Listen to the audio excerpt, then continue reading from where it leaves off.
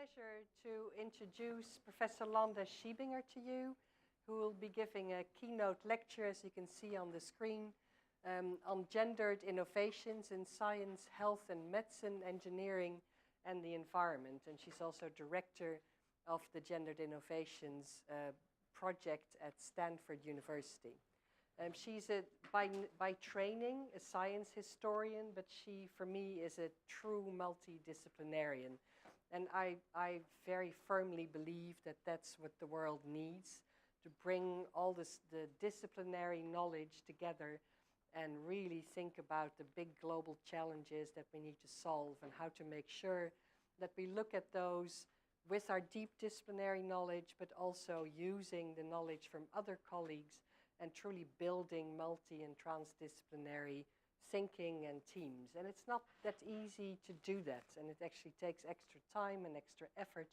So it's very important that university leadership understands the necessity of it, that funding agencies do, that journals understand the articles that come out of that kind of research, but foremost and first that we also have researchers and scientists who are willing to extend themselves, get out of their comfort zone, learn about other fields, and truly understand what the world needs in terms of innovation. And for me, Professor Schiebinger is one of the rare people who can really do that very well. I've known her now, I did the maths earlier, for about 9 years. And I first got in touch with her when I was part of an EU project on gender equality in science, and I'd been asked from my previous job at a research institute in the Netherlands on a panel of what was called science leaders. And it was a series of 3 workshops in 3 different cities in Europe. So the first one actually was in London, and the second one in Berlin, and the third one in Paris. And we were supposed to figure out how to create gender equality in science, because 9 years ago, as it is today, that was a very important topic, and 9 years ago and today, we're still nowhere near actual gender equality.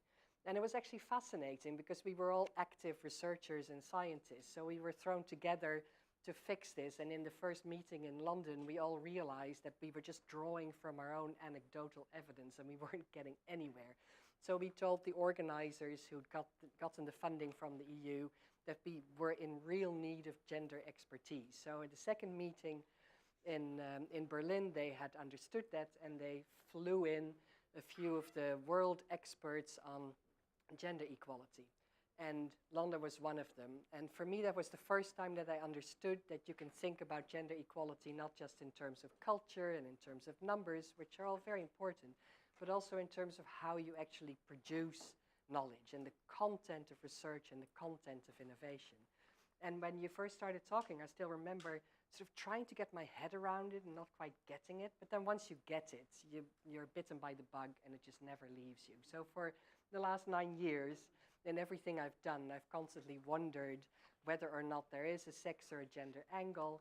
And oftentimes there is, sometimes there isn't. But asking yourself the question, I think, is super important. So for an institute like Imperial that prides itself in its excellent STEM research and actually does deserve a place in the top of the world in the superb STEM research we do, I think it's very important that we constantly wonder what the impact is of what we produce and whether or not that could be larger if we think a little bit outside of our boxes. And also under the guidance of Nick Jennings, our Vice Provost Research, we're really stimulating much more multidisciplinarity between faculties, between departments.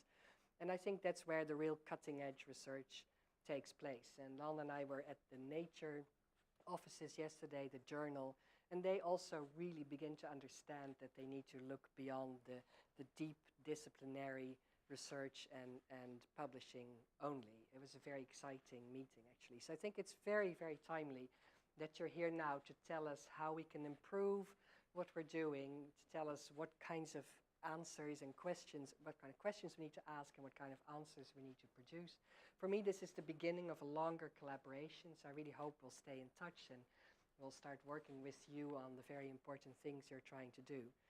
You're also an incredibly prolific writer, and it's very fascinating. One of your latest books, I think, is just from last year, is completely not related to the topic you're talking about today, but it's still fascinating. I haven't read it yet, but I will very soon.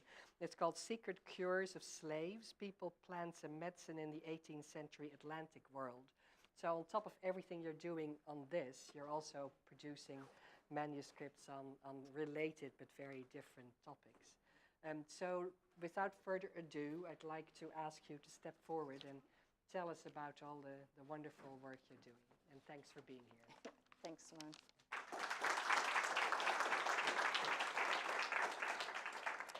It's been a pleasure knowing Simone for the last 9 years. I do remember that meeting in Berlin.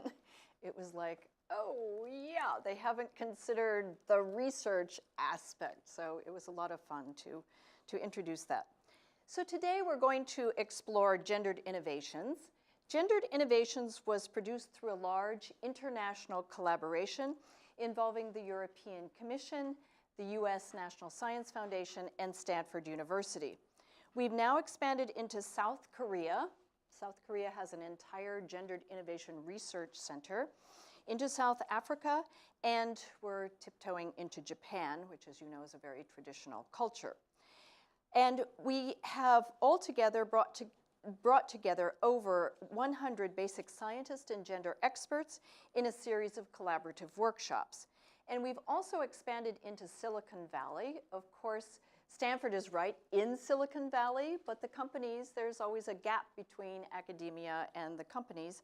And last year we started a series of tech roundtables for companies like Google, Facebook, and the like. So innovations is about integrating sex and gender analysis into the design of research. The operative question is, how can we harness the creative power of sex and gender analysis for discovery? Does considering gender add a valuable dimension to research? Does it take research in new directions? So first, a bit of background. Governments and universities in the US and Western Europe have taken 3 strategic approaches to gender equality over the past several decades. The first is Fix the Numbers of Women, which focuses on increasing the number of women participating in science and engineering. The second is Fix the Institutions, which promotes gender equality in careers through structural change in research organizations. And the third is Fix the Knowledge, or Gendered Innovations, which stimulates excellence in science and technology by integrating sex and gender analysis into research. So we disaggregate these 3 things when we think about the strategic approaches, but of course there's a relationship between all of these 3 approaches.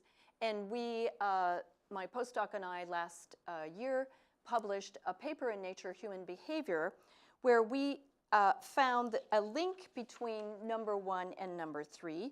People usually think that first you fix the numbers of women, you get more women into a discipline, and then you can introduce sex and gender analysis, but the reverse may also be true.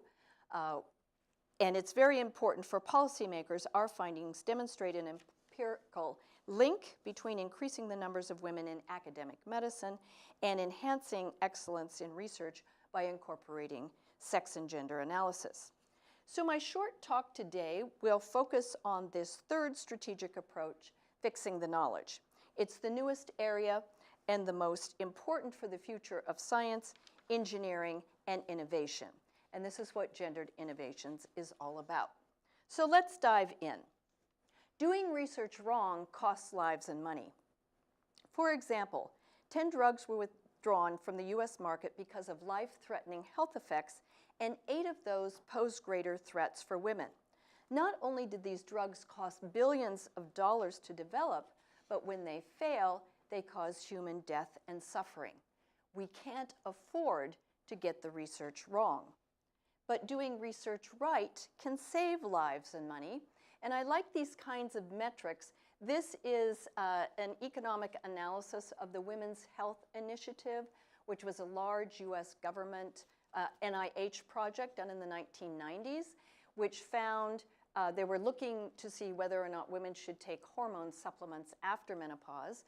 And it was so clear that women shouldn't that they stopped the trial in midstream because was becoming dangerous to take these supplements. So this study found that for every dollar spent in the research, 140 were returned to taxpayers in healthcare savings, and it also saved lives. As you can see, there were fewer cases of cardiovascular disease, fewer breast cancers, and more quality-adjusted life years. And of course, the downside of not having as much estrogen is that there are more osteoporotic fractures. So it's crucially important to get the research right from the very beginning, and this is the goal of the Gendered Innovations Project. This project does two things. First, we develop state-of-the-art methods of sex and gender analysis, and secondly, we provide case studies or concrete examples of how gender analysis leads to discovery and innovation. And in this talk, I'm not going to look at the methods, but I want to share some of the case studies with you. But first, to make sure that we're all on the same page, I offer to you this lovely illustration from Vera Regetsa-Grosek, who works in what they call on the continent gender medicine in Berlin. And as we know, sex are the biological components of a human being, and these interact with gender or the social attitudes and behaviors that shape people's experience. Here she's emphasizing nutrition and lifestyle, but you might think of education or ethnicity or any number of factors, and these interact over the course of a lifetime to produce health outcomes in adults. So we are made up of both our sex and our gender. Then I want to emphasize that we talk about male and female, and in this talk I'll mostly talk about men and women, but we need to see that the population is also composed of intersex people, and I'm giving extra credit for those of you who can tell me what the 8 countries are that allow doctors to check intersex rather than male or female on the birth certificate. Not the US. I think India was. Yes, India. More comers. Germany, yes, but only for 3 months, and then you have to make a decision, right? So it's not like you can have it on your passport or something. Others are Nepal, Malta, New Zealand. Where's Australia? And Pakistan. Bangladesh. Oh, no, Australia as well. I didn't know. I mean, I didn't remember. Okay, so now you see that we don't have really good statistics on this because this data isn't collected. This is something we could collect and know. And then we also have, this is for the US, we have around 2 million transgender people, and we don't know how many people are gender fluid. It's not data that is collected, but it would be very interesting to know. So let's go back to why 10 drugs were withdrawn from the US market. There are many reasons why drugs fail and fail more often for women. And one reason is that most research is done in males, whether in animals, humans, or cells and tissues. So this study was done in 2011 by some of our colleagues at Berkeley, and it shows the sex of the animal that is used in biomedical research, so in preclinical research. And the blue here clearly indicates that male animals are more often used, except in the areas of reproduction and immunology. But what I'm interested in here is this gray area where the sex of the animal is not even recorded. This is research money wasted. You might as well throw it out the window. You need to know the sex of the subject so that you can properly understand the biological conditions. Then in 2011, this type of study was also done at the Mayo Clinic with cells and tissues, and here you see only gray area, and this again is research money wasted. So perhaps you're thinking, okay, that was 2011, what about now? This is the most recent data I have, and you can see this shows the percent of studies that consider sex as a biological variable, and it's just completely flat. Now in 2016, the NIH, US National Institutes of Health, implemented a policy that all public-funded research must look at sex as a biological variable. So we expect a spike. We would think that there will be a spike coming. And the Canadian Institutes of Health also have this requirement, and the EC has this requirement as well. So I would think that the figures will be going up very soon. So now let's go to the website.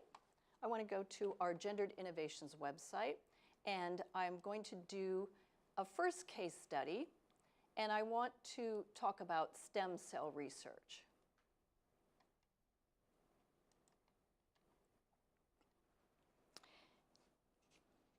And I mean, as you see our website here, this is a public resource. Anybody can use it. We built it to work as fast in India as it does in Silicon Valley. And we have here our methods that are loaded up. These are the kinds of questions that researchers can ask when they're designing a project so that they get the right sex and gender analysis into the project. Terms, we have some checklists, and then these are our case studies in buckets of science, health and medicine, engineering, and environment. So I'm going to start with stem cell research. Why might the sex of the cell be relevant? Research shows that there are sex differences in the therapeutic capacity of stem cells. This slide shows stem cells taken from muscle tissue and indicates that female cells are more regenerative or active than male cells. Yet very few researchers consider the sex of the cell, which can lead to failed research. An international team from Norway and Australia worked with some stem cells in mice, and they appropriately used male and female mice in the study, so they get a good grade on that part of their research design, but they used all female stem cells, and this was an unconscious and arbitrary decision. It means that in the discovery phase, they did not see anything unique to the male stem cells, nor did they detect important differences in function between male and female cells. The result of not considering the sex of the stem cell was that their male mice died, and they didn't know why. They thought maybe a postdoc made a mistake. When in doubt, let's blame the postdoc. But eventually, through a Gendered Innovations workshop in Norway, they realized that they should consider the sex of the stem cell. And they found in their project that what worked best was male to male and female to female, but of course you have to take into consideration all the possibilities before ruling any out. And then of course it's not that easy. We have a method which is analyzing factors intersecting with sex and gender. So one has to take into consideration any number of other factors. In the case of the stem cells, these factors may include cell type, the disease being treated, and other variables, hormonal, immunological, and environmental. So let me just interject here. Sex matching, which may be important for stem cell work, may also be important for organ transplant.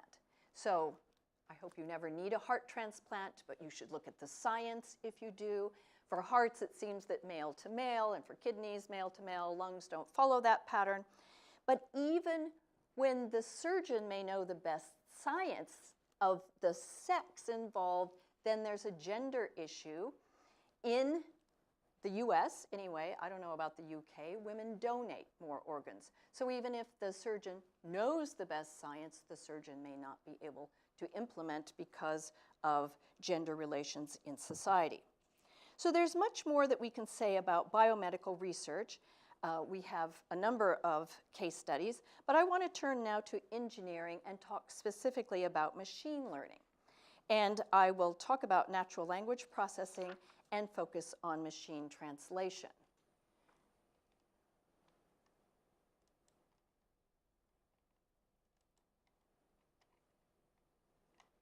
And I start with a little story.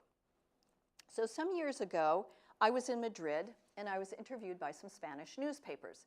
And I don't happen to read Spanish, so when I got home, I zoomed the articles through Google Translate. And I was shocked that I was referred to as he. Londa Schiebinger, he says, he thought, and occasionally it wrote. Google Translate has a male default. So how can such a cool company as Google make such a fundamental error? And this is where it gets interesting and where you need the interdisciplinary research. Google Translate defaults to the masculine pronoun because he said is more commonly found on the web than she said. This is another Google tool. It's Ngram. You can't get through your day without a number of Google tools. But what it shows here is the ratio of he said to she said. It was 4-to-1 and peaked in 1968 at 4-to-1 and then fell dramatically to 2-to-1 by 2010. And so what else happened in this period from 68 to 2010 in society, right? We had the women's movement. We had our National Science Foundation invested a lot of money in recruiting women into science and engineering. It was all of our TV news people use inclusive language, he and she. It was a huge cultural revolution. And with one algorithm, Google wiped out 40 years of cultural change, and they didn't mean to. It was completely unconscious gender bias. So the fix, a couple of years ago, the Gendered Innovations Project held a workshop, and we invited natural language processing experts from Google and from Stanford. They listened for about 20 minutes, and they got it, and they said, oh, we can fix that. It was such a cool problem. They were like emailing under the table, cool problem, cool problem. So fixing is great, but constantly retrofitting for women is not the best road forward. I had to ask myself, how did those Google engineers, many of whom are educated at Stanford, how did they get out of my university without a basic understanding of gender issues? The problem is that at Stanford, you can come over to History of Science and take all kinds of cool classes on gender. But we are not where the engineers live. Gender issues are not incorporated into the engineering curriculum or the computer science curriculum. And so we're working on that now to get the basic understanding of sex and gender difference into the School of Engineering. So again, products can be fixed, but what if Google, Apple, and other companies started product development research by incorporating gender analysis? What innovative new technologies, softwares, and systems could be conceived? So the point I want to make is that this unconscious gender bias from the past amplifies gender inequality in the future. When trained on historical data, as Google Translate is, the system inherits bias. And it turns out that even though Google wanted to fix the problem, they've been unable to. It's sometimes harder to fix something once a basic platform is set. And importantly, Google Translate is creating the future. Our technology, our devices, our programs, and processes shape human attitudes, behaviors, and cultures. In other words, past bias is perpetuated into the future, even when governments, universities, and companies themselves, like Google, have policies to foster gender equality. So the big question is, how can humans intervene in automated processes to create the society we want? There are now many examples like this one from Google Translate, and I'll just give you a few more of these examples. So if you use Google Search, men are 5 times more likely than women to be offered ads for high-paying executive jobs. These are jobs over $200,000 in the US. The machine understands that women earn less than men, and that perpetuates the cycle. Word embedding, this is a really interesting one from machine learning. Word embeddings capture associations between words that risk perpetuating harmful stereotypes. So if you look at words in vector space, you see that there's a close association between man and computer programmer and woman and homemaker. So we want to break up that kind of stereotype. In the legal system, this is very serious. Software used by US courts was twice as likely to flag black as opposed to white defendants as being at higher risk for committing future crimes. So the issue is here, the judge the courts are overloaded in the US. Okay, that's your first problem. But the judge has to decide whether the person in front of him or her is going to get out on bail or be kept. They're too dangerous, they should be kept in prison. And the algorithms, so they use algorithms to speed up the process, and the algorithms don't get it right. Then in image search, I quite like this example. Stereotypes about men's and women's occupations are often exaggerated in image search results.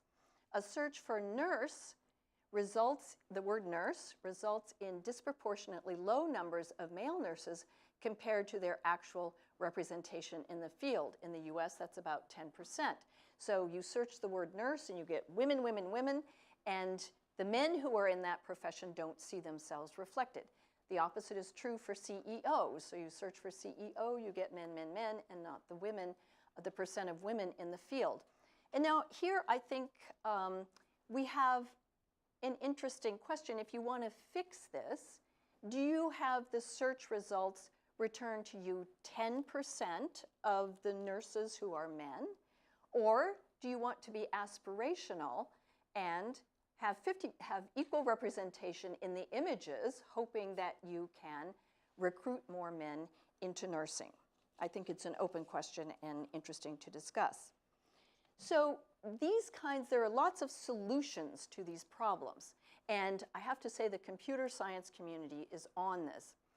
It's important to address these kinds of issues with interdisciplinary teams of computer scientists, lawyers, political scientists, historians, gender experts.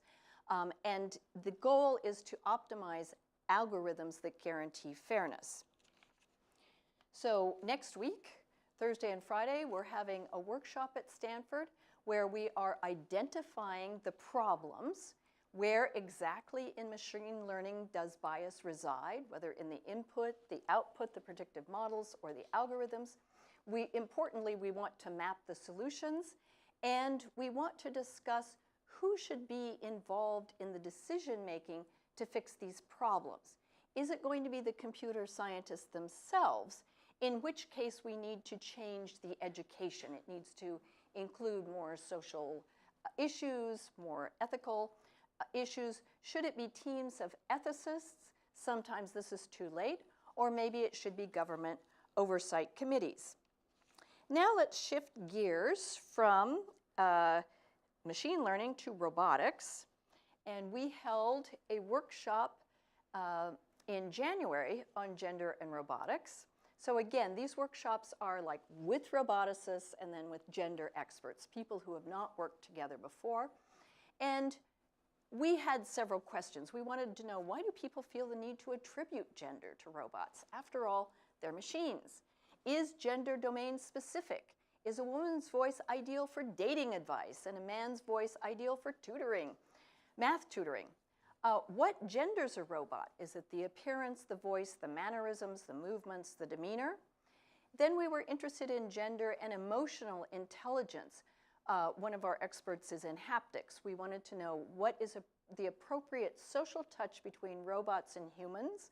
I had no idea we humans had so many rules about touching each other, but we're going to touch the robots the same way. I mean, it's really kind of interesting. And research shows that humans often harass robots, and might this behavior influence relationship between humans? So how do we design socially responsible robots? So robots are designed in a world alive with gender norms and gender identities. And so let me start again. So robots are designed in a world alive with gender norms, gender identities, and gender relations. And humans, whether as designers or users of the robots, tend to gender machines because in Western culture, gender is a primary social category. And robot designers and specialists in robot-human interaction argue that this tendency of humans to project human social cues, including gender, onto artificial intelligence may in fact help users engage more effectively with robots. That's debated, whether we should gender the robots to make them more effective with people or not. But if we do, there's a danger. as soon as users assign gender to a machine, the stereotypes follow. Similarly to what I was talking about in machine learning, the danger of gendering robots is that it may reinforce gender inequalities by hardening current stereotypes. Designing hardware toward current stereotypes may amplify those stereotypes into the future. In other words, if we design a robot now with our gender stereotypes from 2018, we'll be reliving 2018 for the next 50 years. So the challenge for designers is to understand how gender becomes embodied in robots, to think about that question, and to design robots that promote, or at least do not harm, social equality. So let's take this first one. Let's understand what genders a robot. So here's Pepper. Pepper is, I think Pepper's a Japanese robot, or a French robot now owned by the Japanese. I can't quite, no, that's now. I think this is a Japanese robot. So there are several things that we want to look at. What does the color say to you? Researchers have shown that just a few gender cues lead people to assign gender to a robot. One research group found that a man's black hat or pink earmuffs were enough for users to perceive a robot as male or female. And interestingly, when no cues are presented, users tend to perceive the robot as male. Western culture has this masculine default. So the voice is another thing that genders the robot very quickly. Pitch of a voice indicates whether it is male or female or a child. Lower voices carry more authority in Western culture. For example, Margaret Thatcher, your first woman prime minister, was trained by a vocal coach from the National Theatre to lower her voice and to make it more authoritative. So the choice of a voice for the robot may be domain specific. Users in one experiment were more accepting of a male voice in a security role and a female robot in a healthcare role. So you can immediately see how this reinforces stereotypes. Now, Pepper's voice is childish, and people try to get around this gender thing by having childish voices.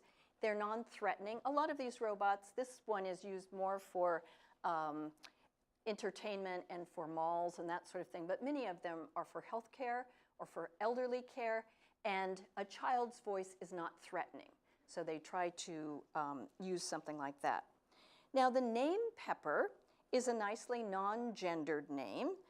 The designers call him a he, but I think Pepper is basic. Of course, in one of the movies, Iron Man, Pepper is the female assistant. But for us in America, Pepper doesn't have much of a gendered name. Then anatomy. I find Pepper's anatomy confusing. In the absence of hair, the head looks sort of boyish, but the cinched waist and the skirt-like legs seem feminine to me. Then we want to look at personality, or character, as the designers call it. I haven't studied Pepper's personality, so let's take Siri, the voice on your iPhone. Siri was designed to be slightly sassy and demure. These are the words of the designer. They wanted a sassy assistant. And Siri, like the other female virtual assistants, are often harassed. So Apple records everything that is said to Siri. I had no idea, but they do. So Siri gets many proposals for marriage, which we didn't know about, but Siri is also often harassed. And it's important that, so the designers, so Siri has a number of responses. I sometimes, as a party game, ask Siri, why are you a woman?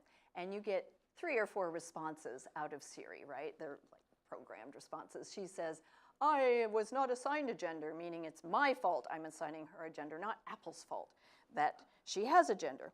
But anyway, we want to make sure that how humans become used to interacting with machines, that this doesn't spill over into human behavior. So if we are harassing robots or these virtual voices, we want to make sure that, so her responses have been changed to rebut the harassment a bit. So the designers have done something there. So now back to Pepper. Here's one of the kickers. Social critics have pointed out that most of these robots are white, that you will see, and they find that the many, many blue eyes are problematic from an ethnic point of view. So it would be very easy to choose. Pepper's eyes differ whether it's listening. It changes its eye color to indicate to the user that it's listening or not. But we could easily have chosen colors from outside the human palette. So let's look at a couple more robots. Here's NASA's superhero Valkyrie rescue robot. So NASA claims that Valkyrie is completely gender neutral. That's the US policy, that Valkyrie should be gender neutral. Sorry, I almost said she. But most humans will interpret the robot's unmistakable breasts as female.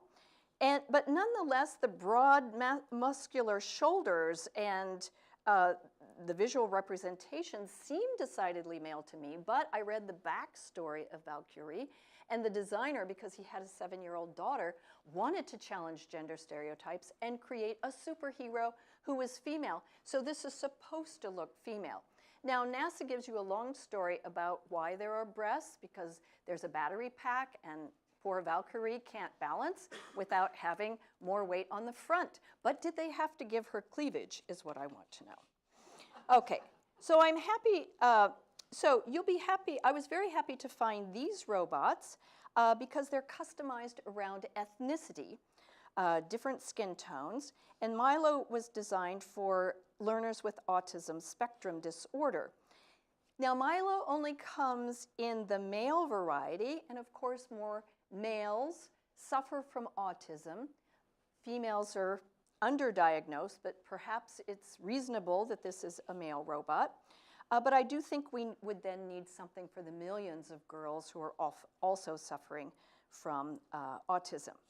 So let me, well, I do have more to say, but I'm sort of running short on time.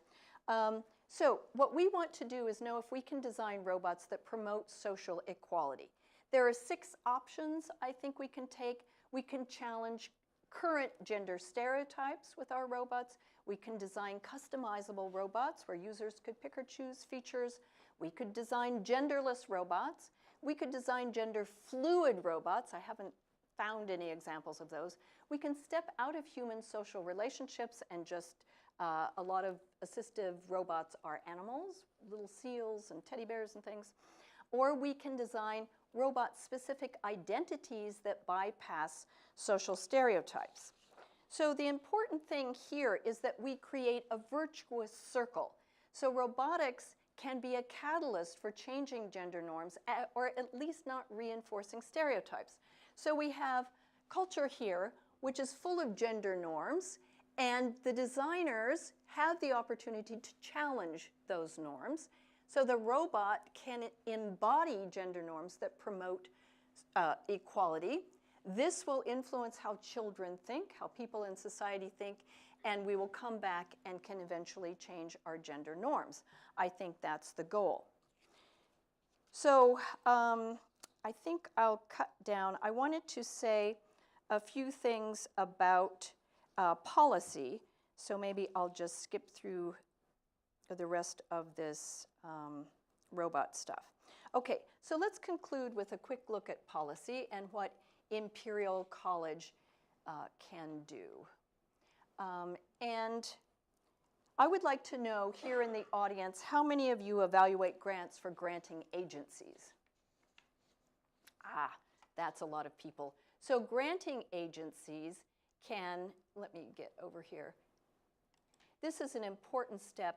Granting agencies can ask applicants to explain how sex and gender analysis is relevant in their proposed research.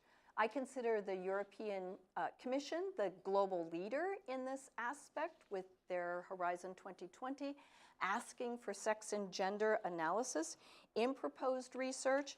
As I said earlier, the US NIH introduced sex analysis in 2016, and I don't see any policies for the UK Research Council. I don't know if I missed those.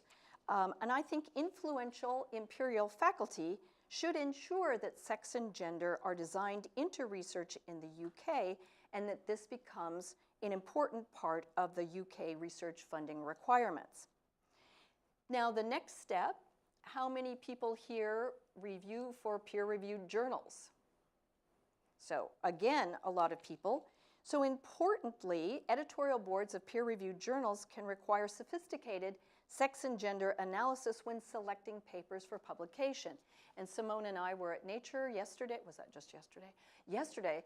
And Nature is looking at doing an overarching policy for all of its journals to ask for sex and gender analysis. So your students should be ready for that if they want to publish in places like the Nature. So the Lancet put in place these policies in, 2016, I think it was.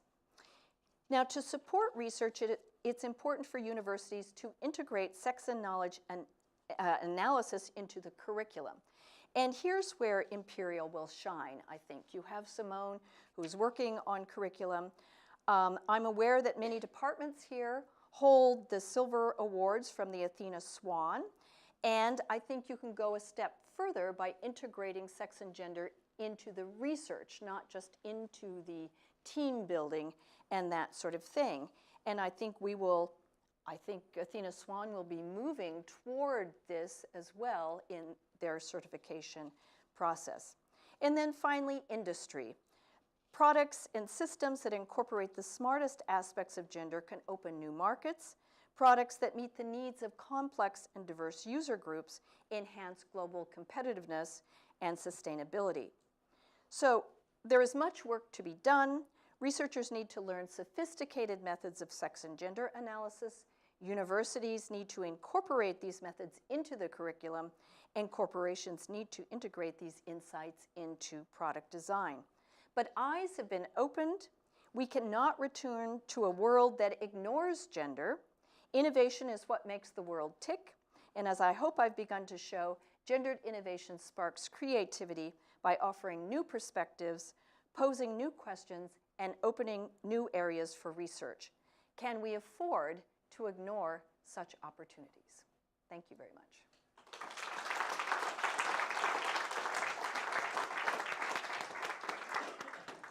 Thank you, Lana. That was wonderful. We have 15 minutes for questions and discussion with the audience, so hopefully there are people who want to grab that opportunity. There's a microphone in the back. So who can I? Let me just say, we have a listserv, Gendered Innovation listserv. If you want to receive updates on current research, you can sign up, and only I send out something, and only about once a month, so it's not a lot, but sometimes it has interesting things, I hope. How can people sign up? Shall I ask them to send me an email and I can forward Yeah, it to so you? you can go directly to the Gendered Innovations website, and under Contact Us, you can sign up, or you can send me an email. Stephen, you're holding the microphone. Please go ahead. And introduce yourself before you ask the question, please. My name is Stephen Curry. I'm Assistant Provost for Equality, Diversity and I don't Inclusion. think your mic is on. Yeah, now it is okay. On. Okay.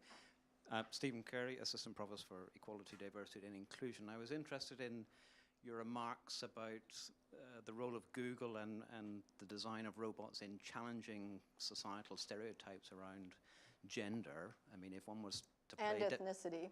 And ethnicity. Many other yes, aspects. Indeed. But if one were to play devil's advocate, you know, the function of Google is to search the internet and to tell you what the world is thinking, and so the biases that it reflects is a reflection of reality.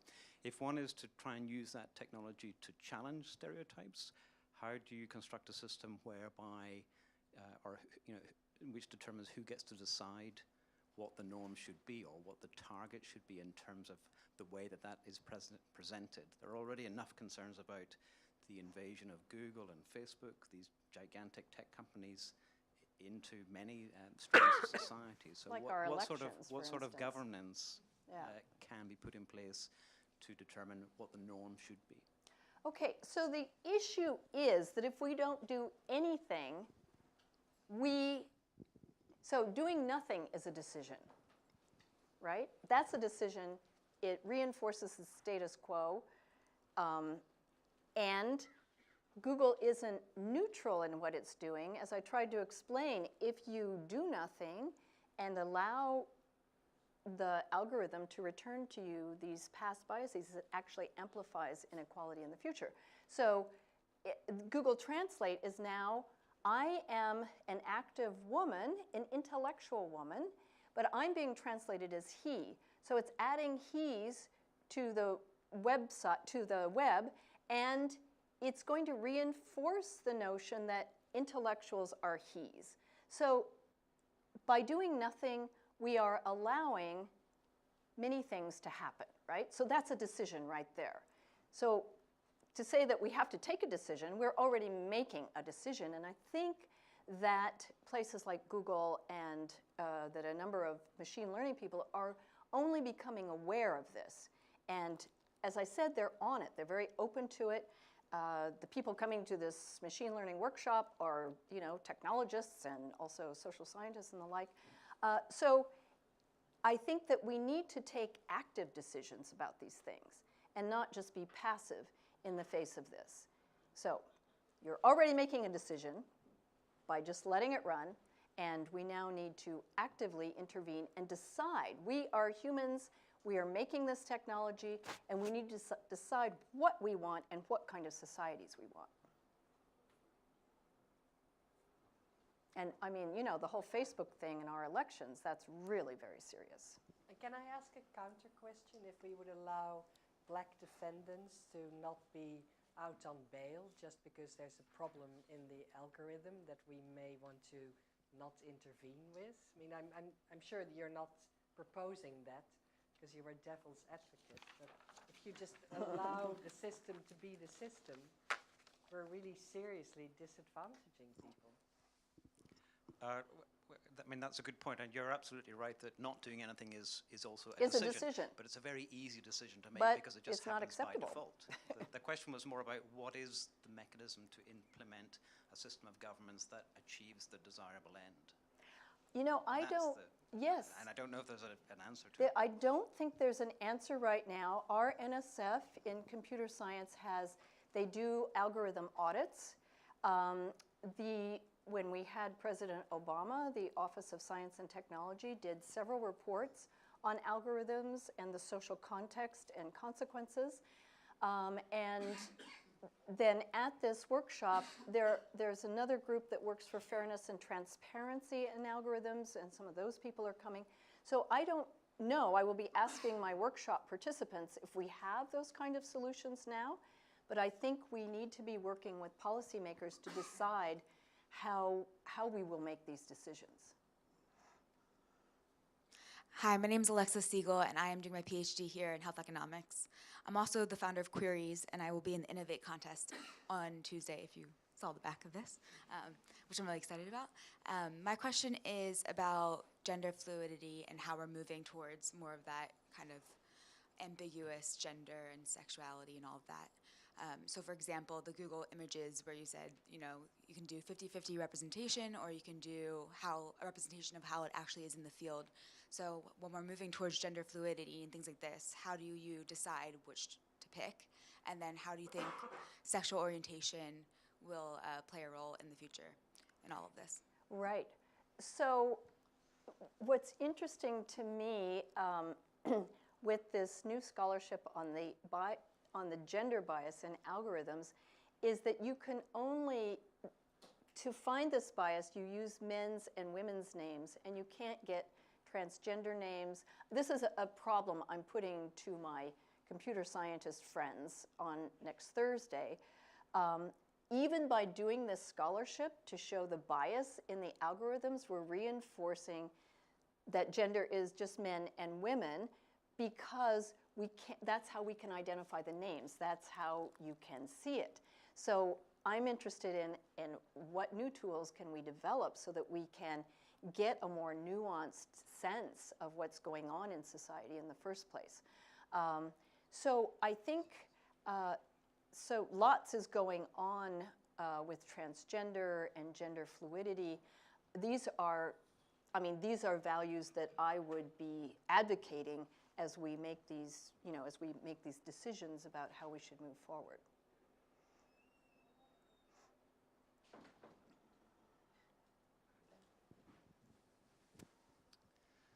Hi, thank you. I wanted to push a little bit Could you more. introduce Oh, yourself? sorry. Yeah, my name's Malcolm Edwards, and I'm the Director of Strategic Planning here. I wanted to push a little bit more on, as we're going down the queer theory angle, and I wonder if I could take you on an imaginative journey across to Berkeley and ask you whether, actually, if gender is performative, and if our identities are performative, and you can tell I did a queer theory PhD in the 90s, so excuse this all sounding a bit dated. Actually, aren't the robots a wonderful opportunity to actually test human acceptance of performance and gender fluidity and change in performance?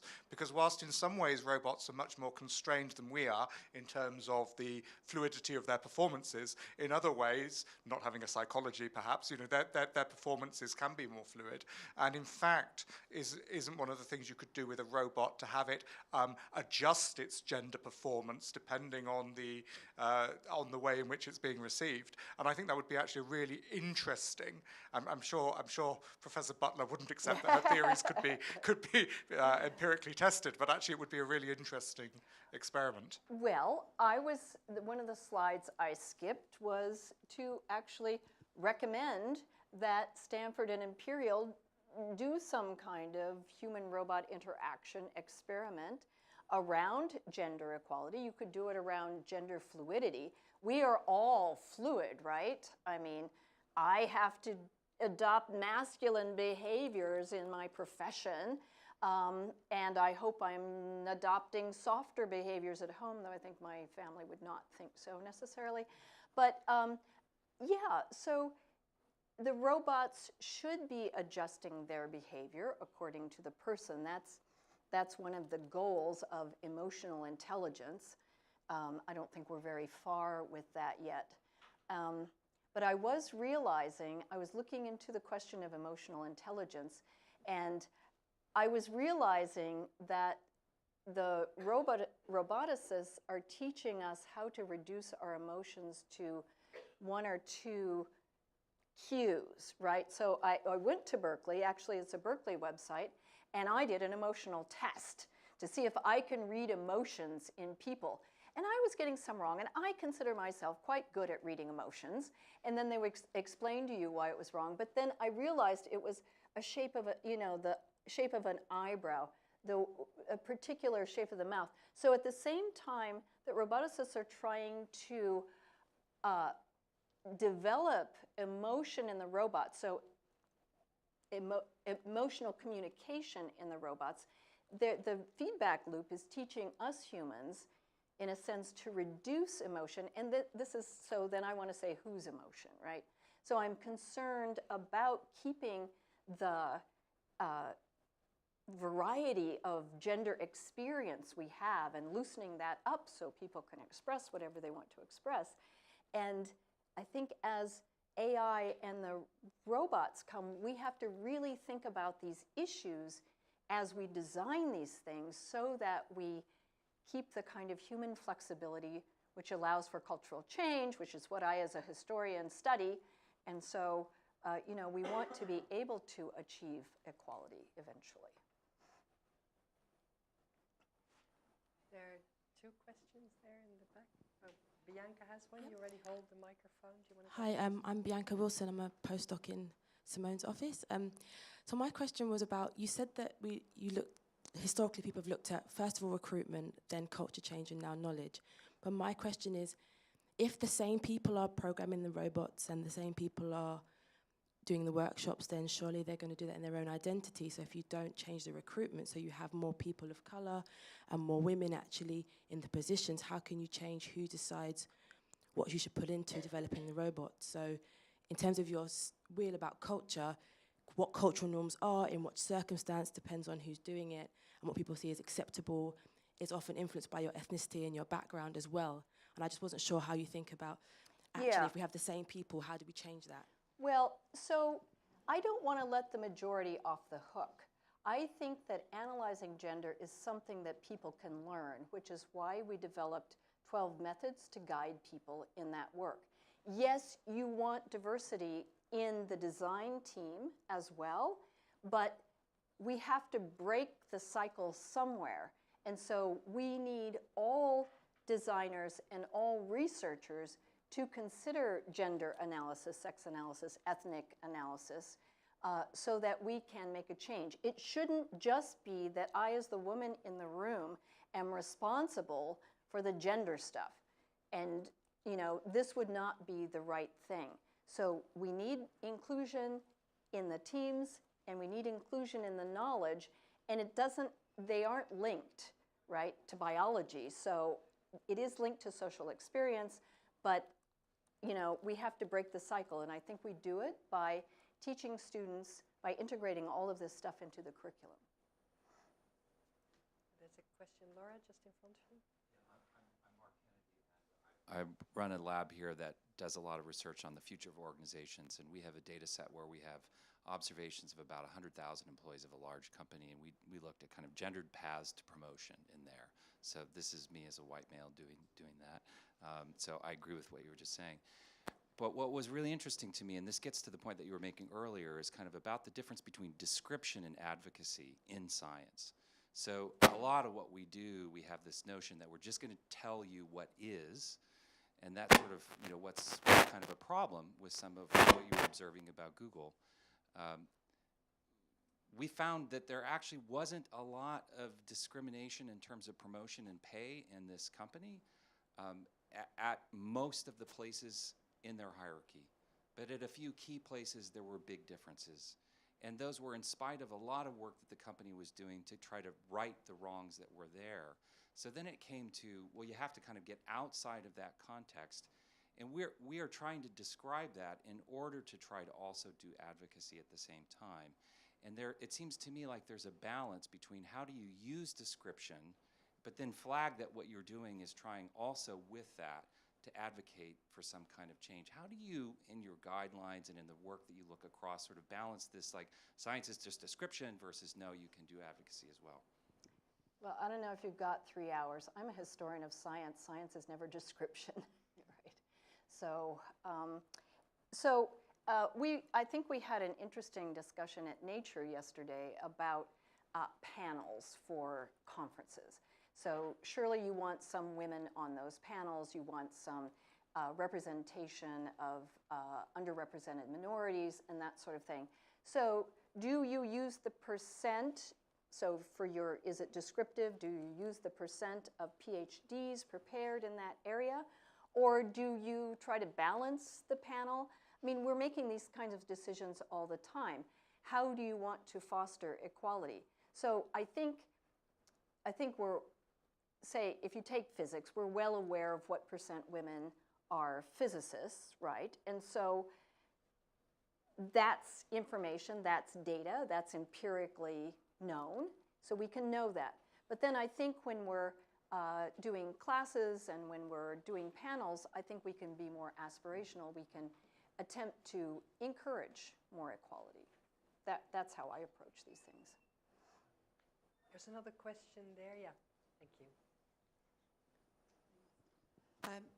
My name's Jan Peters, and I've been doing some work Hi, recently. Jan Peters. Hi. Looking at how you can make the engineering curriculum and embedding inclusion within it.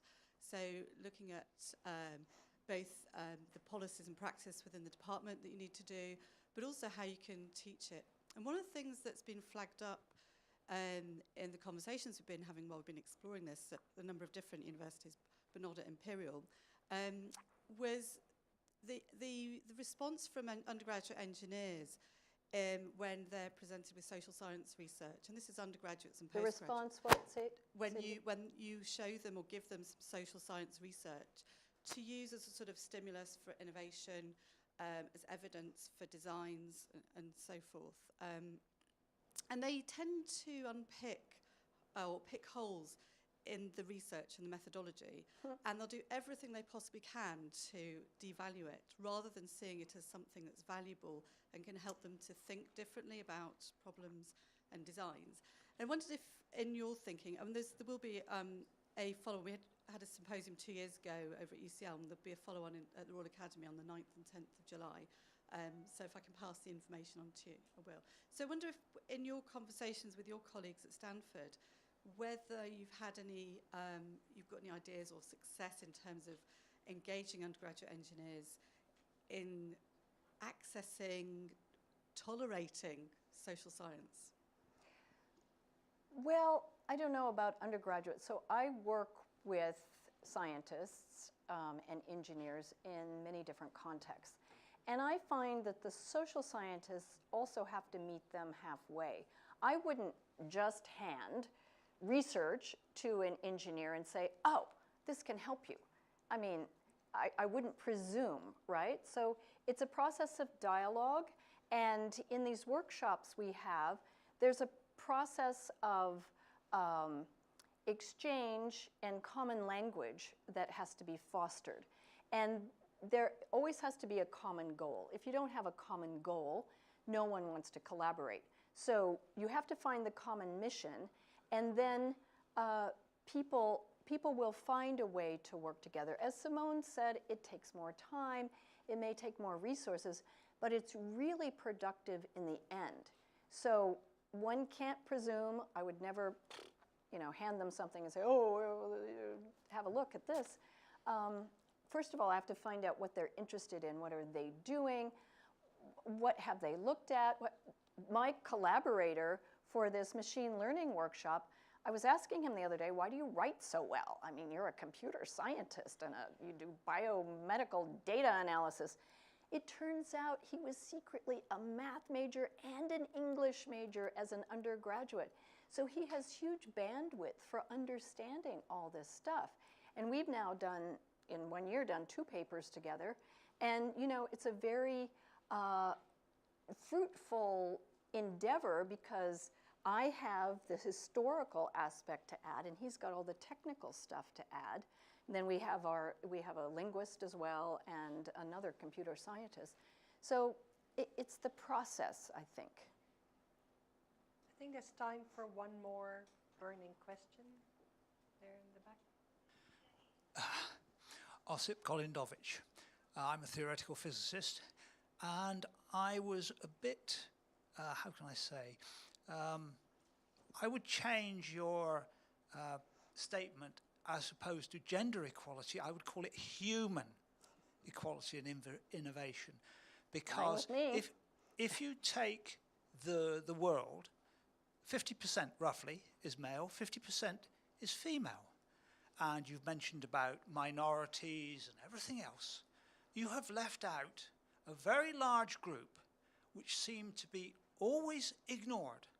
They come in both female and male, and they are the disabled. 20% of the world is disabled, and yet they seem to be excluded. I'm not excluding anyone. Yes. Thank you for your comment. Any other last comments? I would like to thank you very much on behalf of everybody who's been here. Let's give Professor Schiebinger another round of applause.